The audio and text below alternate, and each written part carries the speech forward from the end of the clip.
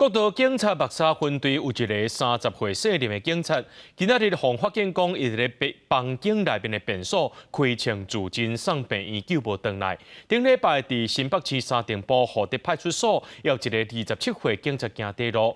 监察委员调查统计，法警讲，这4年来已经有22位警察行地路。回复内政部检讨警察机关心理辅导等机制敢有完善，也爱检讨这绩效评比和勤务制度的合理性。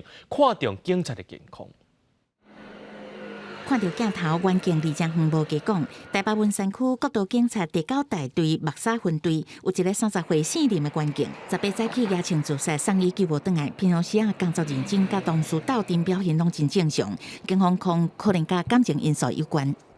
疑似因个人感情因素，与经18日实施时，在巡逻勤务中报备返回分队如厕。 与待寝室厕所内举枪自强。顶礼拜，新北三重埔后德派出所才有一个27岁员警自杀。监察委员的调查报告发现，员警自杀的次数愈来愈多，也佫有愈来愈少年。 警察有他的绩效压力，有他的排班的特性，他可能3班制，所以他很容易造成他的身心的健康上的一些风险在。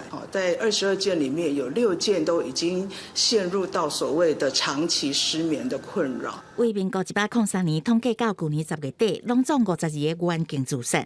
最近4年已经有22个警察自杀，换算平均每1年至少5个人自杀。也互监委呼吁警政署检讨警察机关心理辅导者的防治机制是不是完善。1年能够投入在这种自杀防治的工作，它大概只有370万哈，这涵盖所有县市，包括警政署。当然，这个预算占它的整体警政署的预算来说，连1%都没有。